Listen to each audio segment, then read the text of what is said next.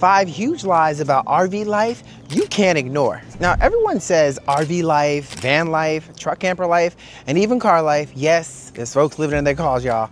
It's about freedom, sunsets, and simplicity. And honestly, a lot of it is. But this year, this life has evolved, y'all. I mean, it's still beautiful and still worth it. Right, Winslow? I mean, but it's not without new challenges and new rules that we never saw coming, y'all. I mean, some parts of this dream just are not what they used to be. Ooh, it's getting hot out here. Ooh, wee. It's definitely getting warm out there. So in this video, we're breaking it down for y'all. Plus, we're sharing one surprising bonus truth you can't afford to ignore that we learned firsthand. What worked before still works now. Yes, y'all, the camping strategies that even worked several years ago, well, many of those don't hold up this year. And I'll tell you, we used to rely on those go-to public lands or those first come, first served campsites. And a lot of those have changed. I mean, some are now requiring permits, others are requiring advanced reservations, and those fees have gotten so much higher. And you could totally forget about those spontaneous moments you want to go off and find some camping, because those have become extremely risky. Now, there are many, many examples of this, y'all, but let me just share with you our recent experience at Alabama Hills, which quite frankly, in our opinion, is one of the most beautiful free camping spots in this country. Now, I have to tell you, we love camping at Alabama Hills, but we have also not been able successfully at times to find a free boondocking spot because of the rules that have now been put in place. One, for example, is they're limiting to, I believe, about 50 designated camping spots there. So that's about it. Not every RVer thinks alike and respects the land and takes care of it. They don't leave it the way they found it. And so what happens is it causes damage over time, and therefore these rules and regulations have had to be put in place to protect the land. Now this next one, this is a very different rule, and it might show up in other places as well, but you have a 14-day annual limit per calendar year. So that's it. You get 14 days for the year to camp there, and that's it. And not to mention, most of the western side of Movie Road now is day use only. And recent changes have really impacted some of our favorite state parks as well across the country, especially here in Nevada at Valley of Fire, which for those who have not been to Valley of Fire State Park, it's absolutely beautiful. But it used to be a first come, first served basis. So we would head to the park early in the morning trying to find a spot that would open up. An RVer might be leaving, spot opens up, we grab it. But now that has all changed. That's true really across most of the Nevada, almost all the Nevada state parks, where it's now reservation only. And that changes obviously the whole strategy around that. You need to really plan in advance. Don't head there hoping to get that spot. Plan in advance, book that spot early. But in addition to the change in that, they also increased the fees. I know. Right, I think that. Like everything else. Exactly. There is always a free place to stay. Not anymore. The truth is that many former free RV overnight spots are disappearing, and some aren't even safe when they're still available. Many cities and retailers and also counties are prohibiting RV overnighting. So you really need to be cognizant of the rules in terms of where you're going, because sometimes it may seem like a great spot, but it may be illegal in that city, town, or county. And always, we all say this, make sure you ask. If you're trying to stay at a retailer, like for example, a Walmart, make sure you go in and actually talk to the management there, even if you don't necessarily see signs. If you see, sometimes you'll just see signs like that, but more and more places are restricting your ability to find that perfect spot to sleep and safe spot to sleep overnight. And we have had quite a few experiences where we've arrived into a place, like for example, Vail. We're driving into Vail and we're looking at, we'll just find a place to overnight. It's gonna be no problem. And then you went from place to place, right? And every parking lot had a sign. No overnight parking. No overnight parking. Then we think, you get towed. Right, then you find a Walmart somewhere. Oh, there it is, a new sign. A brand new sign, no overnight parking. And then you're thinking, well, maybe there's like a Cracker Barrel somewhere to find or something like that. And even the Cracker Barrels, which we love, like that's one of our favorite RV overnighters, right? Going to the Cracker Barrel. But sometimes if the city or town prohibits that, even at that Cracker Barrel, you can't do that. Nope. And we have to really talk about like our experience with this when it comes to the safety side of these free overnight camping spots. You know, it's really important to do your diligence. And even when you do your diligence on the spot you think is safe, it's really important to use your gut and your instincts to keep aware of your surroundings at free camping spots. happened to us at Prim, Nevada. We stayed at a free overnight camping spot at a casino. We thought we were in good hands. And lo and behold, there was some weird activity that went on. It looked like people were trying to case our bikes. They kept came back with a van. All kinds of weird things happened. And we totally felt if we did not leave or trust that gut instinct, you know, that woman's intuition, y'all, we may not be sitting here talking to you guys. It was a very uncomfortable and definitely a dangerous situation. We actually did a full video on that. So if you have not seen that video, you might want to watch that before you go camping at some free camping spots. That's for sure. Safety first. Now, there are some free great overnight spots that we absolutely love taking advantage of now. And that's the Love's Travel Stops. You know, a lot of those Loves are starting to cater more and more to the RV community. They even have spots that maybe hookup spots for 30 amps, 50 amps, a dump station for a fee, of course. And you might get perks and discounts just by using their Loves Connect app. So get that app. Now, the other that we absolutely love using all the time is Harvest Host. And we gotta first say thank you to all of you out there that are part of that Harvest Host that allow open up your small businesses and your homes and your land to us RVers to be able to camp overnight, to experience that life that you live. We want to say thank you so much and God bless. But if you're not signed up to Harvest Host and you are curious about Harvest Host, well, we have a link in the description box below. And if you sign up, you're going to get some discounts on sign up. Just saying. Don't do it. Yeah, exactly. Don't do it right now. And there's some amazing stays. You have like alpaca farms, bison farms, like breweries. Oh, I love the breweries, baby. If you like golf courses, stay on a golf course. They do. There's all kind of stuff. Just don't be in that upswing. That's or that true. downswing, whatever you want to call it. Now, you only need a couple of months in advance to reserve a spot at a popular national park campground. You better learn. Now, if you are planning to go to a national park, like let's say your family has a change of plans and wants to swing left and head to a very popular national park campground, well, you might be out of luck. And that's especially true during peak season. You know, most popular national parks like Zion, Yosemite, Yellowstone, Grand Tetons, those campground reservations are usually booked up 6 months in advance. So you might find yourself, if you miss out, sitting there just swiping that queue and hoping for a cancellation. It's like a Disney ride. You know, you want to get into that queue and you keep swiping and hope that queue shows up so you can hit it.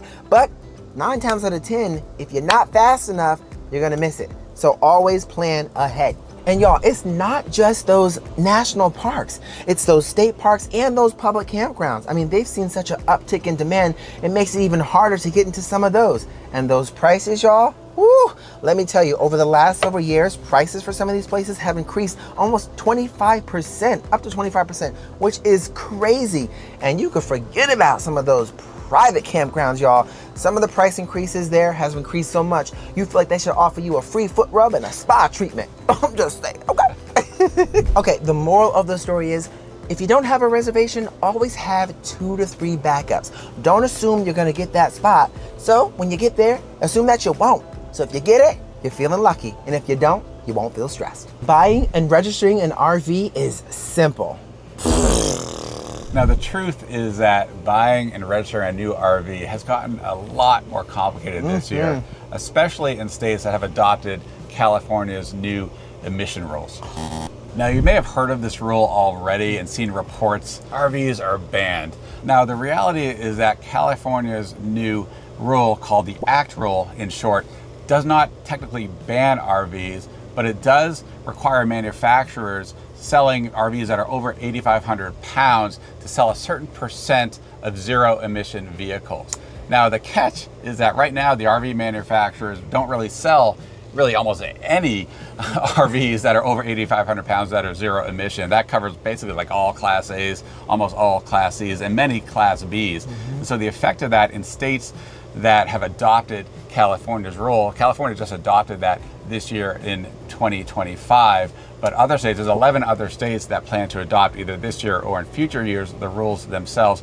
And that, I think it actually accounts for almost 40% of RV sales overall, which is an incredible amount of sales. That can have an absolute huge impact if RV manufacturers aren't able to sell the required percentage of those zero emission vehicles in those states. Now, you may think naturally, hell, I'll just buy an RV in another state and then bring it into my home state, which happens to be, say, California or one of these ACT states, and register it. The problem is, if your vehicle has under 7,500 miles, it's considered a new RV, and that state may actually not register that RV if it does not, say, comply with those rules. So it's very important to understand the current rules in those states. You know, RV repairs are becoming easier to get fixed.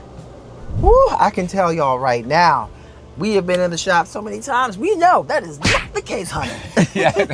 No, that's very true. And it's gonna be very tough, especially if you're living in your RV. You may have to find another place to live while the work's being done. So certainly if anyone tells you, oh, you can get RV repairs done very quickly, no problem at all, it can be very tough. And quite often, even the mechanics themselves, the RV mechanics themselves, can be tied up as well in terms of scheduling them to get the work done. You know, and in all honesty too, the mobile techs, the ones out there that are the saving graces for us all when you can't get yourself into a shop to get the repair, they're even getting slammed with work. So it could be tough to get one of those guys as well. Let's Turn Up World tip. Start learning how to fix things yourself. Start with small little things. Dave is actually getting a little good at fixing things inside of here. I'm actually getting good at discovering things to tell Dave to fix, which it just makes a lot more sense so that you're not spending your time in the shop, but you're spending time in the valley, in the mountains, in the hills, soaking up that sun and your birthday soup. Okay? Exactly. Well, if you're boondocking alone, that is. Exactly. So get handy. Just give it a try. Get handy, y'all. Living the RV, van, truck, or car life is cheap. Now, I know this is a controversial topic. You know, we've mentioned this before. Folks that say, it is cheap. But you know what? If you're living most time, full time in the RV life, I'm just telling you, this year, it is not as cheap as it used to be with all the different things increasing, right? That's what I'm saying. Yeah. Most RVers who are, say, traveling around the country, staying in RV resorts, if you're in a Class A or a Class C, you're generally staying in these RV resorts where they can run you like $100, well over $100 quite often in some very popular places.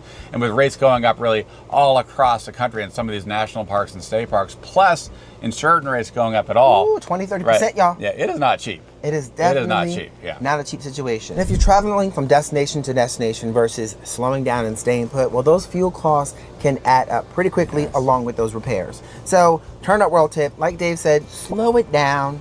Enjoy where you're at right now. Be present there for however many days you can. If you can do 14 days, great. Do what works best for you. But at the end of all this, it is not cheap.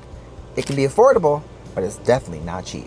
Y'all, this is a bonus lie that I'm telling you we hear quite often, and it's very personal to us. And that's downsizing makes RV life much simpler. Hold me back. I'm gonna get you. I'm gonna get you on this one. I'm gonna get you. You know, the truth and fact of the matter is, downsizing isn't always simpler. It just means you have to deal with extra different challenges, right? You know, that's very true. We can't tell you how many times we hear from folks in, say, large Class A's or large Class C's that say, oh man, you guys are so lucky. You're in this small rig, you can get anywhere. And that's true, like we're lucky in that respect, but boy, there are definitely some significant trade-offs in being in a smaller space. Yes, for sure. You gotta love each other. Yes. Love each other to death, because try a rainy day, for instance, where you both are stuck inside all day with your two kitties in a less than 100 square foot space. I'm just saying, it's not always in. It's not always in. Right. But we make it work. So we have an agreement here. Dave takes care of the dump station. That's right. I take care of the cooking, and I love to cook. But it does come with its own set of challenges cooking in this tiny kitchen. And y'all have been right there along with me in that kitchen. I make it work. So, and plus, I got some really fun episodes coming up with some real dynamite, tiny RV cooking sessions you're gonna enjoy. So make sure you get your aprons on, because it's gonna be a lot of fun. And I have to tell you this, and y'all know my situations with that bathroom. It's a small bathroom, but I make it work. Sometimes the small shower, the small toilet, I'm a hip girl here. So for me, sometimes to use the bathroom, I got to put one leg in the kitchen sink and the other just to let it out. Just saying, it might be TMI, but you know, that's just how we live. That's the truth right there. Full disclosure. Full disclosure. Yes. And I gotta leave them with a Let's Turn It Up World tip, baby. Okay, rent before you buy. Seriously, y'all, if you've never really tried downsizing and living in that small space, rent before you buy. It's much better to pay $1,000-something, $2,000 for a week of adventuring that to know that you love it than paying over $100,000 for something you wish you never bought. So take that to the bank along with that rent. And we have a quick question for you. Is there a misconception or a lie about RV life this year we haven't talked about? Let us know in the comments below. We would love to read about it. Yes, and if you found this helpful, if you enjoyed hanging out with us, or we made you laugh, be sure to hit that thumbs up button. And if you're digging our vibe, hit subscribe. We're getting close to that 200,000 subscriber mark, and we'd love to hit that milestone with you. So be sure to do that. And last but not least, I have to say this is really important. Share this out with someone you know thinking about venturing into the RV life this year or the years to come. All right, y'all, we will see you on the road. Kitties, chaos, and all. Bye.